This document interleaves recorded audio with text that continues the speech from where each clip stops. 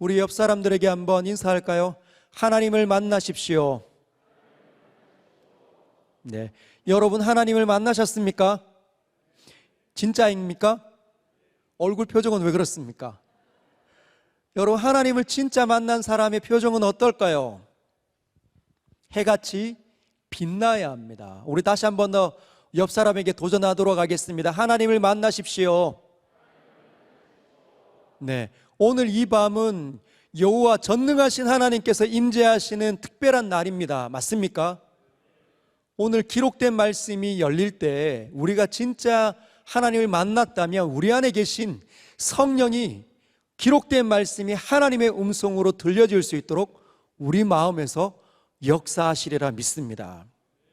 오늘 주제는 우리를 향하신 하나님의 계획과 섭리입니다. 하나님의 뜻과 계획. 하나님께서 우리를 진짜 사랑하신다면, 그리고 우리가 하나님을 진짜 만난 적이 있다면 하나님의 계획이 반드시 있다는 것이죠. 여러분은 알고 있습니까? 하나님의 영원한 계획이 온 땅을 감찰하시고 운행하시는 그 여호와의 팔이 여러분의 인생에 뚫고 들어와서 여러분들을 부르시고 여러분들을 친히 이끌어가고 있는 줄 여러분 알고 있습니까? 느껴지시고 있습니까? 하루를 돌아보십시오. 그리고 월요일부터 오늘에 이르기까지 나는 얼마나 하나님의 이 섭리를, 하나님의 계획하심을 느끼고 살아왔는지. 많은 분들이 생각보다 많이 못 느끼고 살아오십니다. 그래서 널뛰게 하는 거죠. 오늘 기분이 좋으면, 오늘 일이 잘 풀리면 기분이 좋고, 오늘 일이 잘 풀리지 않으면 마음이 어려워지는 거예요. 하나님을 진짜 보고 사는 사람은 여호와의 팔이 나를 이끌어가고 있기 때문에 절망하지 않습니다. 두려워하지도 않습니다. 걱정하지도 않습니다. 왜? 하나님이 계시기 때문에. 예수님을 믿는다는 것은 바로 그러한 것을 의미하는 거예요. 여러분 진짜 예수님을 믿으시길 바랍니다.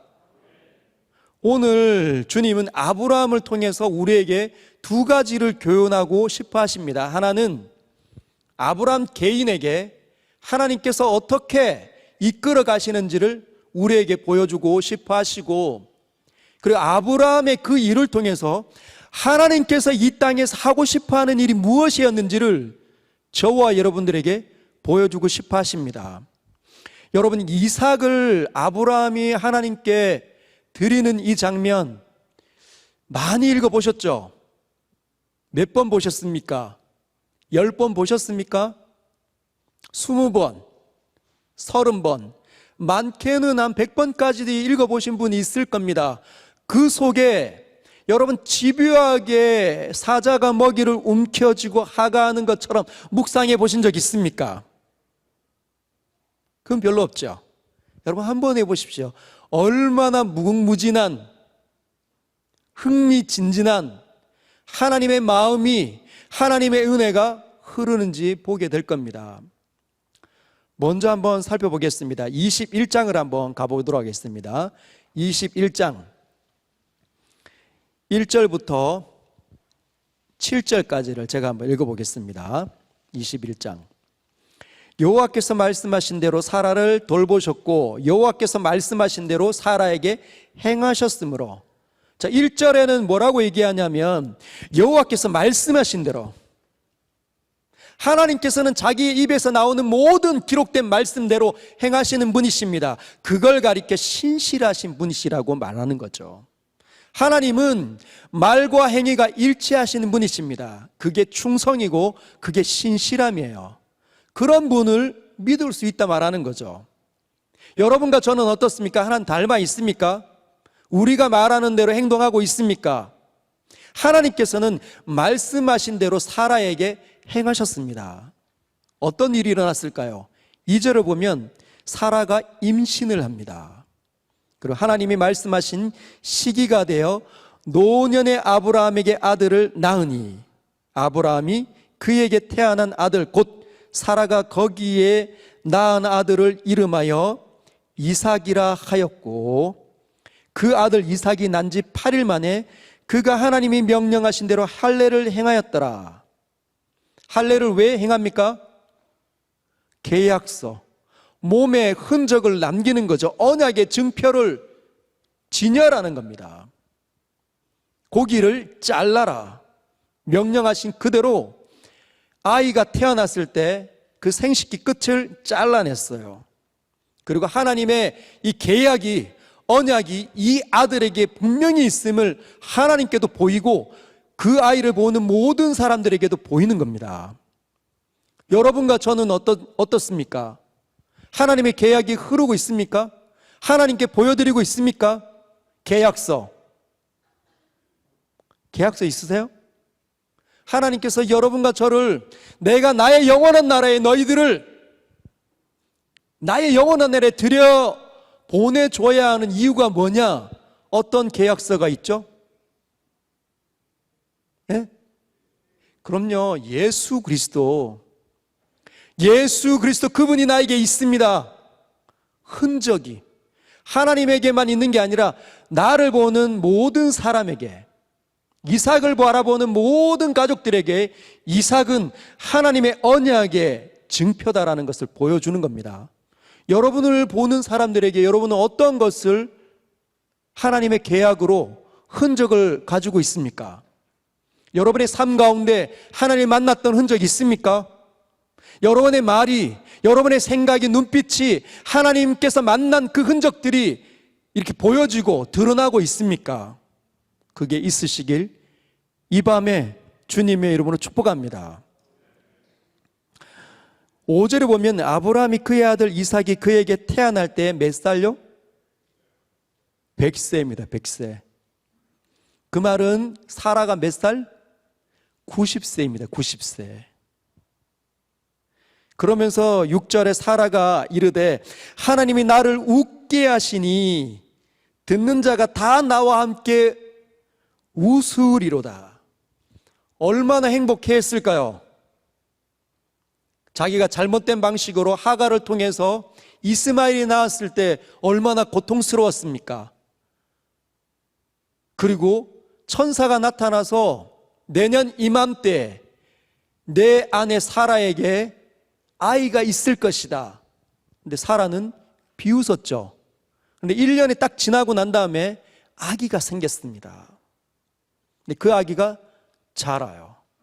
여러분, 그러면 하나님께서 아브라함을 갈대아 우르에서 지금 가나안 땅으로 이끌어 왔을 때 조건이 뭐였습니까? 내가 아기를 줄게. 내가 하는 대로, 내가 지시할 땅으로 네가 가면 내가 아기를 줄게. 이게 약속이었죠.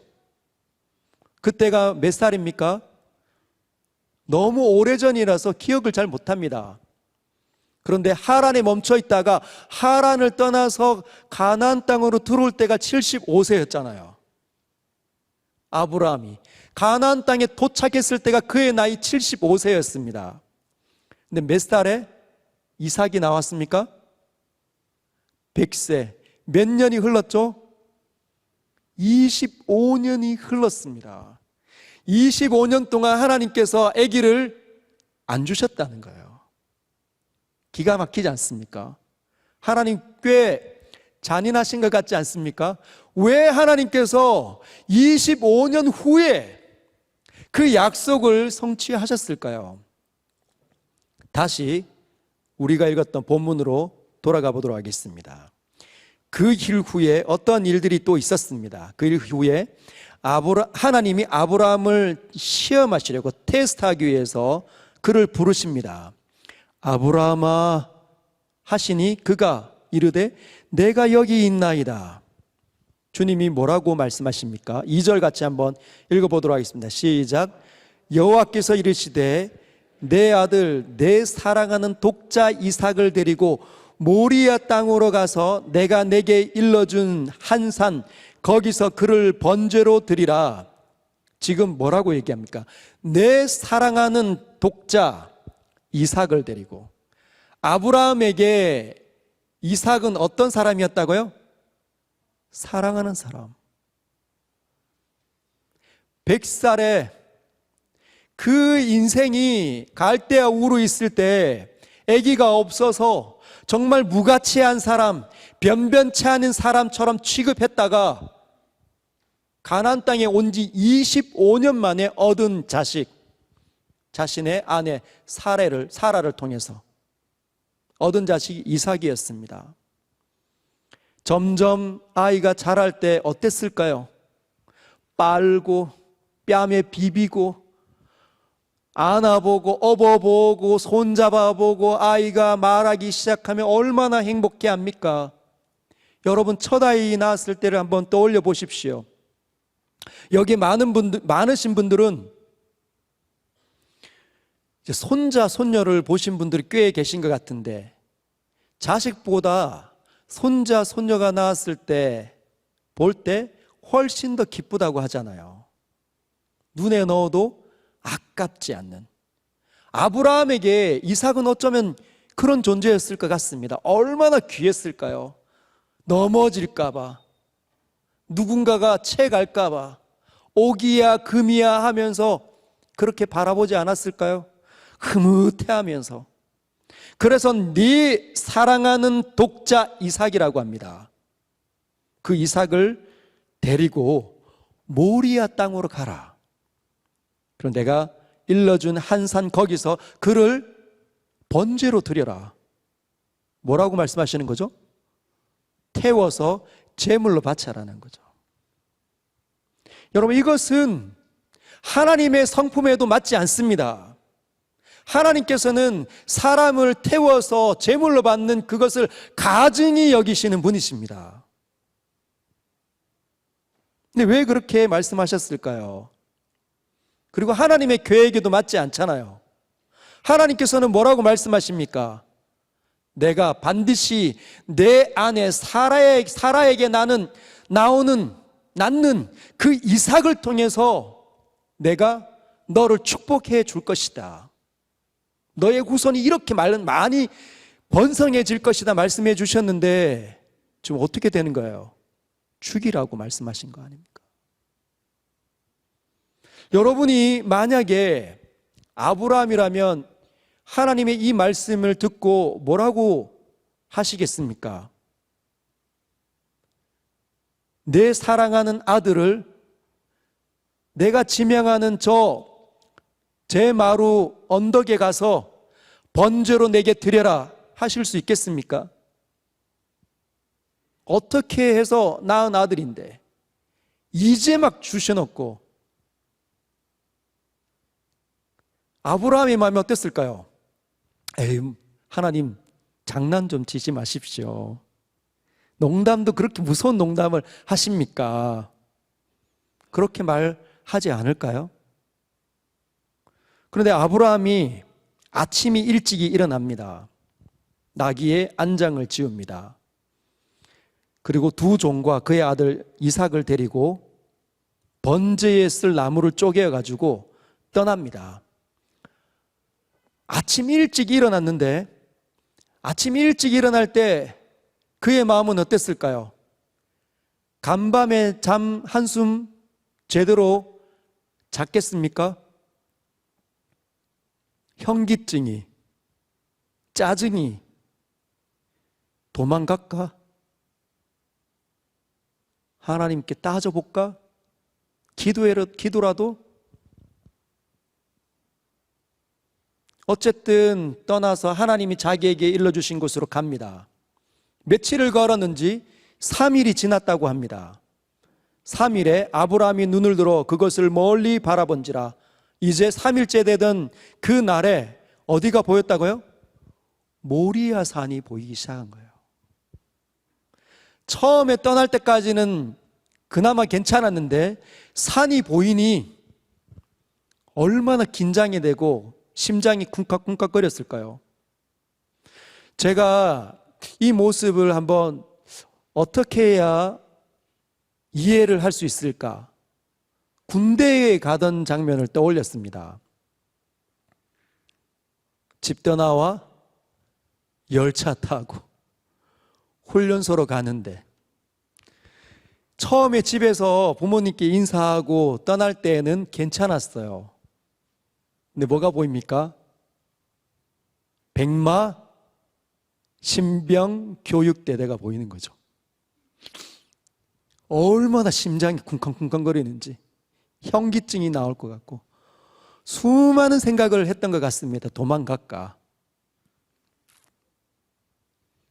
모리아 산을 보았을 때 아브라함이 그런 마음이지 않았을까요? 5절에 보면 이에 아브라함이 종들에게 이르되 너희는 나귀와 함께 여기서 기다리라. 내가 아이와 함께 저기 가서 예배하고 우리가 너희에게로 돌아오리라 하고 왜 종들을 여기에 나귀와 함께 머물게 했을까요? 그 이유는 종들이 말릴까 봐. 아니 주인이 왜 그러세요? 왜 아들을 잡으려고 합니까? 제정신입니까? 상식적이지 않는 일이니까 너희는 여기 있어라. 아마 그랬던 것 같습니다. 이제 둘이 떠납니다. 6절에 보면 아브라함이 이에 번제나무를 가져다가 그의 아들 이삭에게 치웁니다. 아브라함이 이제 나이가 들어서 연로해지니까 힘이 없어요. 그럼 누가 힘이 세다는 말입니까? 이 이삭이 벌써 자랐다는 거죠. 약 청소년 정도의 나이가 되었던 것 같습니다. 이삭이 이제 지고 자기는 불과 칼을 손에 들고 두 사람이 동행합니다. 이렇게 가면서 이삭이 아버지에게 얘기하는 거죠. 아빠, 내 아버지여. 이 말은 my father, 아빠 이런 말입니다. 아빠, 아빠 왜? 내 아들아, 내가 여기 있어. 아들아 왜? 아빠, 불과 나무는 있는데 번제할 양은 어디 있어요? 묻는 거죠. 그랬을 때 여러분이 아브라함이면 마음이 어떨까요? 네가 번제할 제물이다. 차마 입에서 그 말이 안 나온 거죠. 입술이 벌벌벌 떨리고 손이 후들후들 아마 떨렸을 것 같습니다. 그런데 8절에 보면 아브라함이 이르되 내 아들아, 번제할 어린 양은 하나님이 자기를 위하여 친히 준비하실 거야. 둘러대는 거죠. 결국은 하나님이 그에게 일러주신 곳에 이르렀습니다. 그리고 그곳에 제단을 쌓습니다. 돌을 옮겨다가 하나 두 개씩 이렇게 쌓는 거죠. 그리고 나무를 그 위에 버려놓습니다. 그리고 아들 이삭을 결박을 하는 거죠. 그리고 제단 나무 위에 올려놓았습니다. 이삭이 힘이 더 셀 거 아니에요. 이삭이 지금 무엇을 눈치챘을까요? 재물이 나구나, 나였구나, 아빠가 나를 잡으려 하는구나. 도망가면 노인네가 따라갈 수 있습니까? 팍 달리기 해서 멀리 도망가면 못 따라갈 건데 이삭은 도망가지 않았어요. 그냥 아빠를 신뢰한 거죠. 칼을 잡아 그 아들을 잡으려고 내리치려고 합니다. 그때 여호와의 사자가 하늘에서부터 그를 불러 이르시되 아브라함아 아브라함아 하시는지라. 그때 아브라함이 내가 여기 있나 여기 있나이다 말 하나님 앞에 말을 합니다. 여러분, 아브라함이 알았을까요? 하나님께서 이 타이밍에 분명히 내리치고 이렇게 할 때 멈추라고 하실 거야. 그렇게 눈치를 챘을까요? 히브리서 11장에 보면 17절에서 19절의 이 모습을 신약 성경의 기자가 이렇게 해석을 합니다. 아브라함은 시험을 받을 때 믿음으로 이삭을 드렸으니, 하나님을 신뢰함으로 이삭을 드렸다고 합니다. 그는 약속들을 받은 자로서 그 외아들을 드렸느니라. 그에게 이미 말씀하시기를 내 자손이라 칭하는 자는 이삭으로 말미암음이라 하셨으니 그가 하나님이 능히 이삭을 죽은 자 가운데서 다시 살리실 줄을 생각한지라. 뭐라고 생각했다는 겁니까? 이 아들을 내가 죽여도 전능자께서 다시 살릴 거라 생각했다는 거죠. 그래서 과감하게 칼을 이삭의 목을 향하여서 내리치려고 했습니다.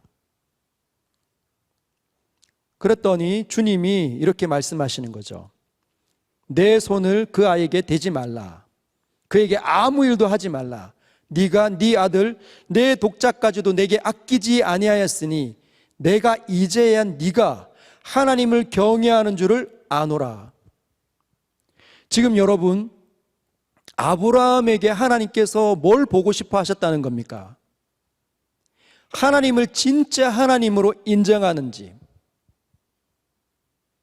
주님을 신뢰하는지, 주님의 전지전능함이 어떤 것인지, 그분을 온전하게 신뢰하기 때문에 자신의 독자까지도 내어줄 만한 믿음을 그에게 보기를 원하셨다는 겁니다. 여러분에게는 어떤 믿음이 있습니까?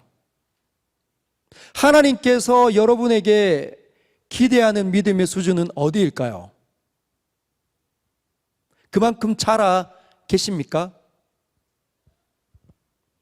자, 그래서 주님이 이제 네가 하나님을 경외하는 줄을 알겠다. 그리고 아브라함이 눈을 들어 살펴봤는데 숯불에 한 양이 뿔이 걸려 있는 거예요. 그거 가져다가 하나님께 이삭 대신 번제로 드립니다. 그리고 난 다음에 아브라함이 그 땅 이름을 여호와 이레라고 부릅니다. 번역하면 하나님께서 준비하신다. 한번 따라할까요? 여호와 이레. 여호와 이레. 하나님이 친히 준비하신다. 하나님께서 친히 준비하십니다. 언제? 주께서 기대하는 믿음이 발휘가 될 때 하나님께서 친히 준비하신다는 거죠. 그래서 사람들이 이르기를 여호와의 산에서 준비되리라 하더라. 이게 굉장히 중요한 멘트입니다. 어디에서요? 여호와의 산에서 준비되리라.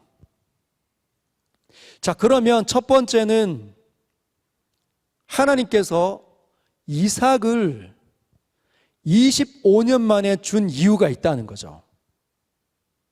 단번에 주지 않은 이유가 무엇일까요, 여러분? 그건 하나님께서 아브라함에게 정말 귀한 믿음을 주고 싶어 하셨기 때문입니다. 하나님을 믿는 저와 여러분이 하나님을 경험하면 그 즉시로 하나님의 거룩한 손에 의해서 사용되는 게 아닙니다. 사용될 수가 없죠. 왜 그렇습니까? 우리의 생각과 우리의 마음 상태는 아직 하나님을 닮아있지 못하기 때문에 하나님께서 기대하는 일을 할 수가 없다는 것이에요. 어떻게 해야 합니까? 하나님의 손에 의해서 다루어져야 합니다. 하나님의 사람이 되면 하나님께서 원하는 그 목적에 사용하시도록 저와 여러분들의 생각이 다루어져야 됩니다. 생각이 자라야 합니다. 하나님을 바라보는 믿음부터 시작해서 사람을 대하는 습관까지 달라져야 된다는 거죠. 말하는 것이 과거에는 욕과 저주로 원망과 불평이 늘 삶 속에 가득했다면 예수 믿고 난 다음부터는 어떻게 바뀌어가야 합니까? 하나님께서 기대하는 수준에 이를 정도로 달라져야 된다는 거죠. 따뜻함이, 온유함이, 오래 참음이, 썩내지 아니함이, 배려하는 것이, 신실함이 묻어나야 합니다. 그런 사람을 하나님께서 적절할 때 사용하실 수 있는 것이죠. 여전히 하나님을 경험했지만 하나님을 닮아있지 못하면 하나님 그 사람을 사용할 때마다 하나님의 영광이 가려지는 일이 일어나게 될 겁니다. 나는 저 사람처럼 믿을 거면 나는 차라리 안 믿겠어. 그럼 하나님이 누구로, 어떤 분으로 세상에 드러나게 될까요? 짜증내는 사람을 통해서 하나님이 일을 하신다면 하나님은 괴팍하신 분, 고집쟁이 노인처럼 그렇게 비춰질 겁니다. 우리가 하나님의 거룩한 손에 의해서 다루어져야 된다는 것이죠. 25년 동안 아브라함은 하나님의 손에 의해서 다루어졌습니다. 첫 번째, 기근을 통해서 자기가 살았던 익숙한 그 문명의 곳이었던 애굽으로 내려가서 아내를 잃어버릴 뻔했던 그 기억, 여전히 찌질한 남편이어서 아내를 누이라고 속였던, 아내보다 자신이 생명이 더 소중하니까 살고 싶어서 그렇게 누이라고 이야기하지 않았습니까? 모든 걸 다 잃어버린 거죠. 그러다가 하나님께서 애굽을 완전히 초토화시킬 만한 그 액션을 한번 취하셨을 때 모든 것들이 회복됩니다. 그리고 자기와 함께 하신 그 하나님이 누구이신지를 비로소 처음 경험하게 되는 거죠. 돌아왔는데 가나안 땅에 소문이 파다합니다. 마므레라는 사람이 와서 손을 내밀고 화친을 맺자고 동맹을 요청을 합니다. 그 이후에 318명 집에서 길리운 사람들을 데리고 잡혀가는 자신의 조카 롯을 구해오는 거죠. 그리고 인간인지라 두려움이 찾아올 때 하나님께서 만나주시는, 이러한 일련의 사건들을 통해서 시간이 흐름 속에 하나님께서 다루시는 그 모든 경험을 통해서 아브라함은 이삭을 드릴 수 있는 수준의 사람까지 이르렀다는 것이죠. 저와 여러분들에게 수많은 환경들이 열렸죠. 수많은 사람들을 여러분 만났을 겁니다. 여러분을 괴롭히는 사람, 여러분에게 저주했던 사람, 여러분에게 욕을 했던 사람, 여러분의 자존심을 막 무너뜨렸던 사람,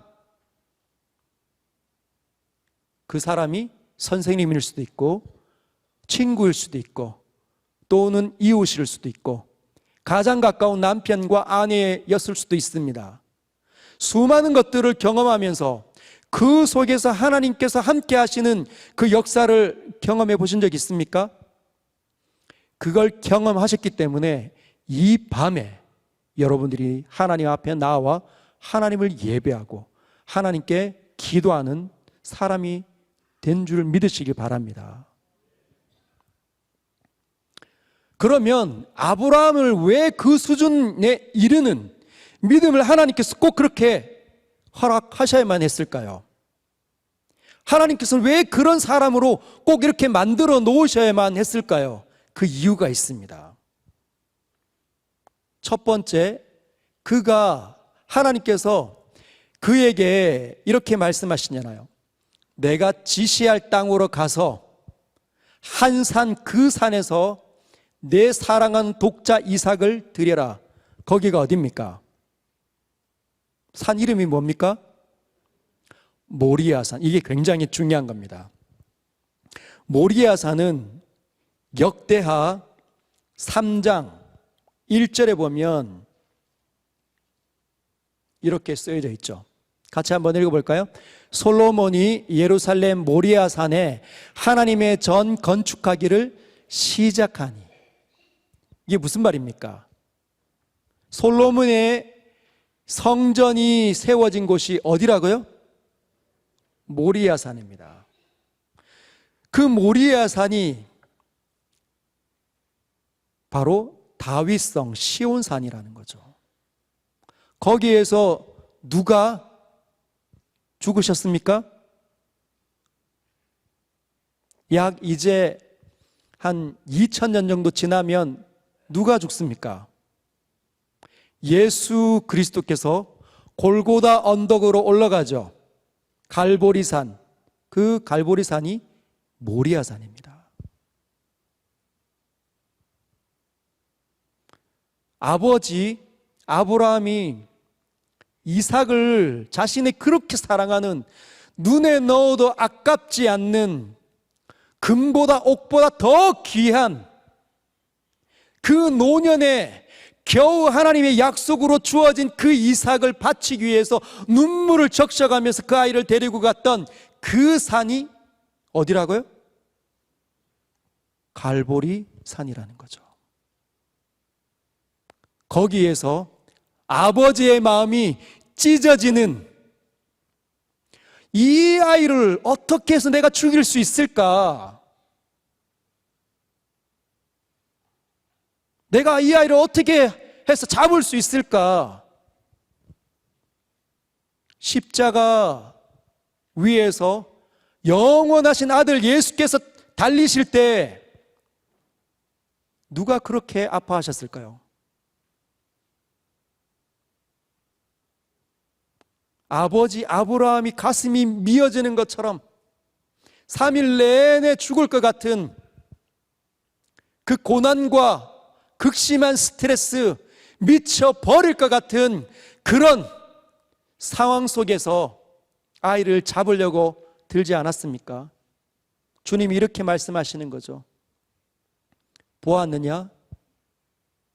내가 내 아들, 영원한 아들 예수를 죽이려고 할 때는 아브라함의 마음이 찢어지는 것보다 훨씬 더 스트레스가, 두려움이, 근심이, 걱정이, 마음이 괴로웠노라. 그래서 십자가에 달리실 때 온 우주가 그 광경을 참아보지 못했기 때문에 온 우주가 빛을 잃습니다. 다 가려지는 거죠.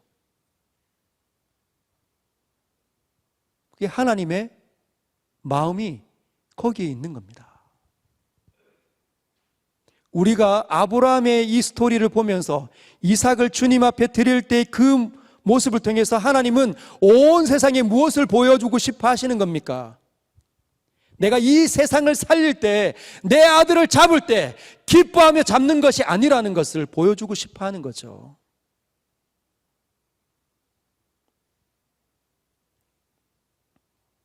그래서 14절에 보면 그 땅 이름을 여호와 이레라. 온 세상을 향한 제물을 하나님께서 친히 준비하신다는 겁니다. 어디에서? 여호와의 산에서. 하나님께서 갈대아 우르에 자식이 없어서 정말 무가치한 사람처럼 여겨졌던 그 아브라함을 불러서 가나안 땅에 데리고 와서 25년 동안 수많은 것들을, 그 상황을 허락해서 그와 함께 관계를 맺으며 그에게 이렇게 귀한 믿음을 허락해 주신 이유가 뭐냐면, 이 온 우주를 구원하는 그 하나님의 그 계획이 얼마나 위대한지, 얼마나 의지가 강력한지를 보여주고 싶어 하시기 때문이라는 거죠. 우리 모두는 그런 하나님의 의지 앞에 서 있습니다. 아브라함이 희생해서 그렇게 믿음이 자랐기 때문에 하나님 앞에 이삭을 드릴 수 있었습니다. 그가 만약에 갈대아 우르에서 도착했을 때 25년 전에 사레에게 아기가 생기기 시작했으면 아브라함이 그 이삭을 하나님께 올려드릴 수 있었을까요? 번제물로 잡을 수 있었을까요? 그가 과연 그런 믿음이 있었겠습니까? 불가능했다는 거죠. 그래서 25년을 주님이 아브라함을 훈련시키신 겁니다. 하나님의 의지가 이 세상에 얼마나 강력한지를 보여주고 싶으셔서. 십자가를 경험하는 모든 사람들은 아버지 하나님의 마음을 읽어낼 수 있어야 합니다.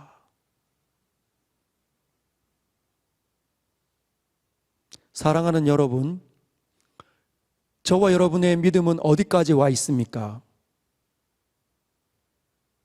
여러분의 믿음 때문에 하나님께서 일하고 싶어하는 그 목적이 이루어지고 있나요? 우리는 잘 모를 겁니다. 아직까지 진행 중이기 때문에. 언제 깨달을까요? 인생이 지나가 보면 그때 압니다. 하나님께서 나에게 이 일을 허락하신 이유는, 이 모든 상황들을 겪게 하신 이유는, 그 고난과 슬픔과 역경을 겪게 하신 이유는 바로 이 순간을 위함이었구나 깨닫는다는 것이죠.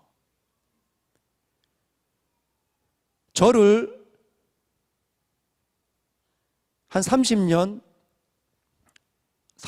좀 더 됐죠. 한 32년 전에 저를 하나님께서 부르셔서 수많은 경험을 하게 하셨습니다. 지금 돌아보면 순식간에 다 지나간 것 같아요. 얼마나 빨리 상황이 바뀌어갔는지, 얼마나 많은 사람을 만났는지, 얼마나 많은 것들을 경험했는지. 모험이었습니다. 모험. 얼마나 재미있었는지 몰라요. 누구를 위함입니까? 여러분들을 위함인 거죠.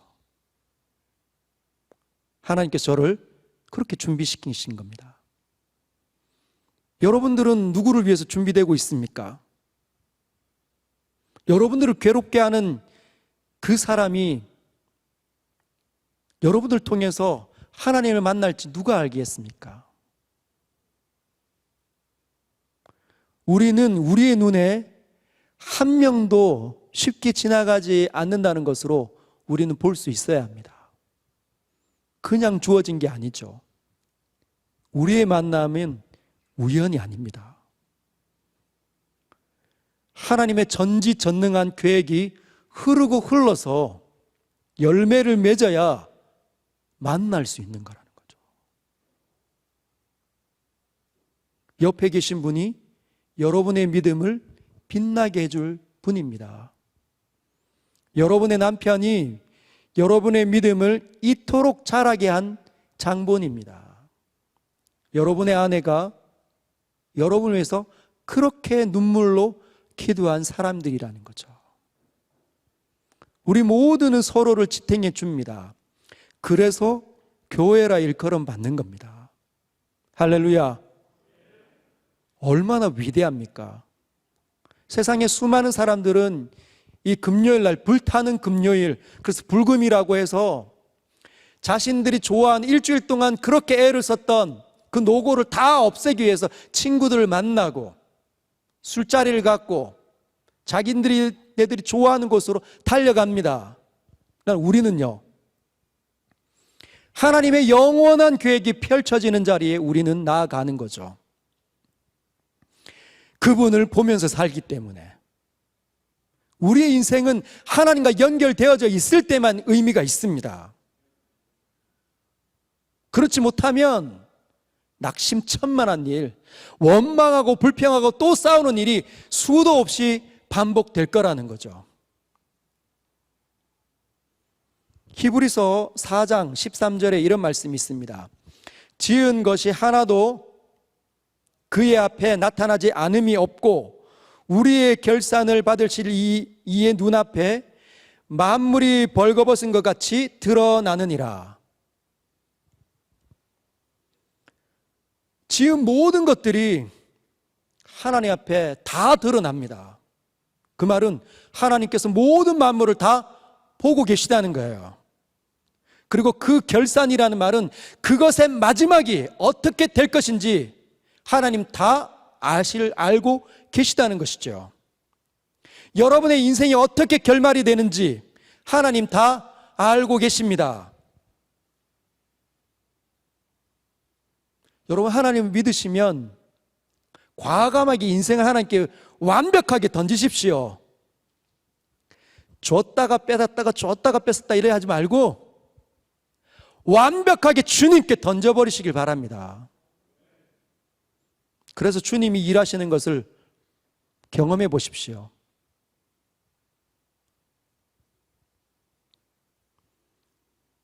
빌립보서 1장 6절에는 너희 안에 착한 일을 시작하시니가 그리스도 예수의 날까지 이루실 줄을 우리는 확신하노라. 우리 안에 착한 일을 시작하신 일. 착한 일은 선한 일입니다. 그 선하다는 것은 온전함이죠. 완벽한 상태. 하나님께서 우리를 통해서 가장 좋은 곳으로 이끌어 가시기를 원하신다는 거 믿으십니까? 그걸 이미 시작하셨습니다. 내 눈에 나빠 보일 뿐이지 하나님 눈에는 완벽하게 선한 겁니다. 지금 내가 경험하는 고난과 슬픔일지라도 믿으십니까? 여러분 신뢰하십시오. 그래서 여러분이 정확하게 하나님의 뜻을 완벽하게 이해하고 행동하지 못한다 할지라도 괜찮습니다. 여러분이 잘못된 판단으로 여러분의 인생을 왜곡시켜서 잘못된 길로 가더라도 괜찮습니다. 하나님이 이렇게 나를 이끌어 가시나 보다 여러분이 잘못 판단해도 괜찮습니다. 주님을 신뢰하는 것만 갖고 가십시오. 그분이 여러분의 모든 것들을 다 뒤집어서 짜 맞춰서 하나님의 선함으로 이끌어 가실 겁니다. 사도 바울이 그걸 확신하고 있는 거예요. 저와 여러분들은 그 확신하고 있습니까? 진짜로 확신하는 거 맞아요? 그럼 표정은 왜 그렇습니까? 진짜 확신해 보십시오. 인생 주님의 손에 올려드리십시오. 그리고 그분이 일하시는 거 마음껏 보십시오. 그리고 한 주 동안 하나님과 더불어 살다가 주일날 와서 하나님께서 나와 함께 하셨다라고 모든 사람들한테 선언하십시오. 하나님께서 어떻게 함께 하셨는데 나 이런 슬픔 경험했다. 너무너무 슬프고 너무너무 고통스러운데 알 수 없는 하나님의 은혜가 있어서 두렵지 않았다. 담대했다. 평안했다. 샬롬이 있었다. 말씀해 주십시오. 그게 하나님 믿는 사람들의 특징입니다. 말씀을 기억하면서 같이 한번 묵상하며 기도할까요?